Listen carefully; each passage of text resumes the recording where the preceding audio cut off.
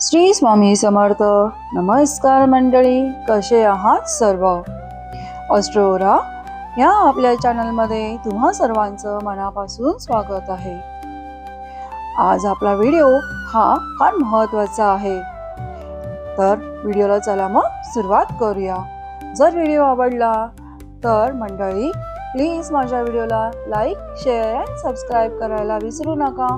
जास्तीत जास्त म्हणजेच कुटुंबातील तुमच्या सर्व व्यक्तींपर्यंत किंवा तुमच्या मित्रमैत्रिणींपर्यंत हा माझा चॅनल जास्तीत जास्त तुम्ही शेअर करा. मला तुमच्या सपोर्टची खरंच खूप गरज आहे.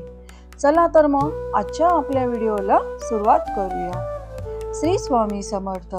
ऑस्ट्रोरा परिवारातील सर्व स्वामी भक्तांचे मनापासून स्वागत. आजचा हा व्हिडिओ अत्यंत विशेष आहे, कारण आपण बोलणार आहोत 20 मार्च 2026 रोजी येणाऱ्या श्री स्वामी समर्थ प्रकट दिनाबद्दल आणि त्या पवित्र दिवसापर्यंत म्हणजेच 28 फेब्रुवारी ते 20 मार्च या 21 दिवसांच्या सुवर्ण संधीबद्दल. हा फक्त कालावधी नाही, तर ही स्वामींच्या कृपेची दारं उघडण्याची वेळ आहे.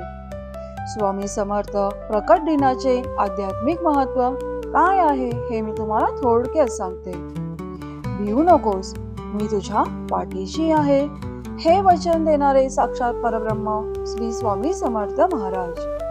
प्रकट दिन म्हणजे स्वामींच्या दिव्य अवताराची आठवण करून देणारा दिवस. या दिवशी नामस्मरण केल्याने विशेष फलप्राप्ती होते, प्रार्थना लवकर फळास येते आणि आध्यात्मिक उन्नती वेगाने होते. 28 फेब्रुवारी ते 20 मार्च ह्या 21 दिवसांचे हे नामस्मरण व्रत आहे. हा काळ का बरं महत्वाचा आहे, तर सलग 21 दिवसांची साधना केल्याने मन, बुद्धी आणि आत्मा पूर्णपणे शुद्ध होतो असे मानले जाते. कारण 21 हा अंक साधनेसाठी अत्यंत पवित्र मानला जातो. मनाची सवय बदलण्यासाठी 21 दिवस लागतात असे शास्त्र देखील सांगते. चला तर मग जाणून घेऊया हे व्रताचरण कसे करावे स्टेप बाय स्टेप. एक, निश्चित वेळ ठरवा, म्हणजे दररोज एकच वेळ ठरवा. सकाळी ब्रह्ममुहूर्त किंवा संध्याकाळचा सूर्यास्तानंतरचा उत्तम वेळ असतो. त्याच वेळी रोज जप केल्यास ऊर्जा ही स्थिर राहते. 2, साधनेची तयारी कशी केली पाहिजे त्याविषयी जाणून घेऊया. देवघरासमोर आसन टाका, व्यवस्थित अंतरा, त्याच्यावर स्वामींची प्रतिमा ठेवा. तुपाचा एक दिवा लावा, अगरबत्ती प्रज्वलित करा आणि क्षणभर डोळे मिटा. श्वास स्थिर करा. 3, नामजप मंत्र, म्हणजेच पूर्ण श्रद्धेने जप करायचा आहे. श्री अक्कलकोट स्वामी समर्थाय नमः या नामाचा जप 21 वेळा किंवा 108 वेळा म्हणजेच 1 माळ किंवा तुमच्या क्षमतेनुसार अधिक जरी केला जप तरी देखील मनात स्वामींच्या तेजस्वी स्वरूपाचा विचार करत करा हा पूर्ण जप. 4, इच्छापूर्तीची प्रार्थना, म्हणजेच जप सुरू करण्यापूर्वी स्वामींना आपल्या मनोकामनेची विनंती करा. पण ह्यामध्ये पण एक अट आहे जी खूपच महत्वाची आहे. मनोकामना अजिबात स्वार्थी नसावी, ती सात्विक आणि धर्ममार्गी असावी. तरच स्वामींपर्यंत तुमची मनोकामना ही लवकरात लवकर पोहोचते आणि श्री स्वामी ती मनोकामना तुमची पूर्ण करतात. या साधनेचे काय फळ आहे याविषयी जाणून घेऊया. 1, मानसिक शांतता भेटते. हे जर व्रत तुम्ही केले तर तुमचं मन खूप शांत होतं. तुम्हाला आध्यात्मिक आणि मानसिक शांती ह्या व्रतामुळे मिळते.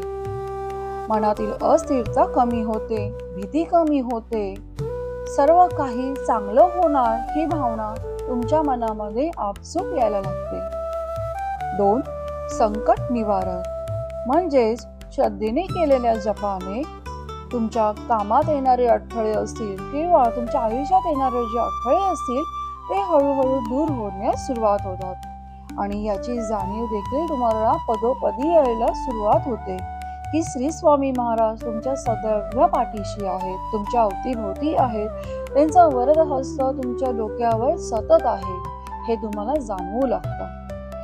3 स्वामींची कृपाछाया.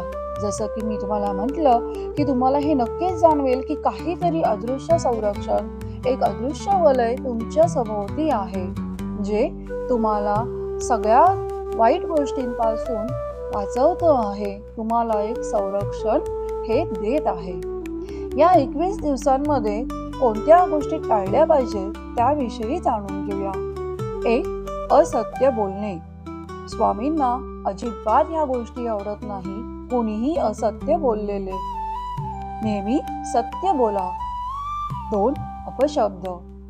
समोरच्याचा अपमान अपशब्दांमुळेच जास्त होतो. आपल्या न कळत आपल्या शब्दाने समोरच्याला जास्त दुखवतो. त्यामुळे या व्रतामध्ये चुकूनही अपशब्द बोलू नका किंवा ते टाळा. 3. नकारात्मक विचार. ह्या व्रताच्या काळामध्ये जितका तुम्ही पॉझिटिव्हिटी ठेवाल, सकारात्मक विचार कराल, तेवढंच तुम्हाला स्वामींचं वलय तुमच्या सभोवताली स्ट्रॉंगली जाणवेल. नकारात्मक विचार पूर्णपणे टाळा, निगेटिव्हिटी पूर्णपणे सोडा. आणि 4. वादविवाद पूर्णपणे टाळा. हे व्रत करत असताना कोणाशीही भांडू नका, उगाच वाद घालू नका, कारण वादविवाद करत असतानाच आपल्या तोंडातनं समोरच्याबद्दल अपशब्द निघून जातो, जे स्वामींना अजिबात आवडत नाही. त्यामुळे हे व्रत चालू असताना वादविवाद पूर्णपणे टाळा आणि शक्य असल्यास सात्विक आहार घ्या. नॉनव्हेज पूर्णपणे सोडा. शुद्ध शाकाहारी हे 21 दिवस तुम्ही बनलात तर खूपच चांगलं होऊ शकतं. ही केवळ कृती नाही तर स्वामींशी जोडण्याची प्रतिक्रिया आहे. हे जर मी म्हटलं तर नक्कीच वावगं ठरणार नाही. त्यामुळे त्या पद्धतीनंच तुम्ही मनापासून हे व्रत करायला सुरुवात करा. या 21 दिवसांमध्ये तुमच्यामध्ये काय काय बदल होईल ह्याविषयी जाणून घेऊया अगदी थोडक्यात. या 21 दिवसात तुमच्या मनात बदल व्हायला सुरू होतील. विचार तुम्हाला शुद्ध होतील, म्हणजे तुम्हाला नवे नवे विचार सुचतील, पण ते खूप चांगले सात्विक असे विचार असतील. तुमच्या आत्मविश्वासामध्ये वाढ होतेला देखील तुम्हाला नक्कीच जाणवेल. तुम्हाला हे नक्कीच जाणवेल की श्री स्वामी समर्थ तुमच्या अवतीभोवती आहेत, तुमचं संरक्षण करत आहेत, त्यांचा वरद हस्त तुमच्या डोक्यावर आहे हे नक्कीच तुम्हाला जाणवेल. 20 मार्च 2026 त्या दिवशी काय करायचे आहे याबद्दल थोडक्यात जाणून घेऊया. तर श्री स्वामी ज्या दिवशी प्रकट झाले तो दिवस म्हणजे 20 मार्च 2026 हा आहे. त्या दिवशी विशेष आरती करा, श्री स्वामी महाराज यांची विशेष आरती करा, गोड नैवेद्य अर्पण करा, स्वामींचं नाम 108 वेळा नक्कीच घ्या आणि मनोभावे त्यांना नमस्कार करा. श्रोत्यांनो, जर तुम्ही खऱ्या श्रद्धेने हे 21 दिवसांचे नामस्मरण व्रत केले तर स्वामी समर्थ नक्कीच तुमच्या पाठीशी उभे राहतील. श्री स्वामी समर्थ आपल्या सर्वांच्या जीवनात सुख, समाधान आणि कृपा हे नक्कीच देणार आहेत. त्यांची कृपा आपल्या सर्वांवर नक्कीच लाभणार आहे. व्हिडिओ आवडला असेल तर माझ्या या व्हिडिओला लाईक करा, शेअर करा आणि दररोज आध्यात्मिक मार्गदर्शनासाठी ऑस्ट्रो ओरा या आपल्या चॅनलला सबस्क्राईब करायला विसरू नका. व्हिडिओ संपूर्ण पाहिल्याबद्दल मनापासून धन्यवाद. श्री स्वामी समर्थ कृपा करो आणि आपले हे व्रत व्यवस्थित पूर्ण हो. धन्यवाद.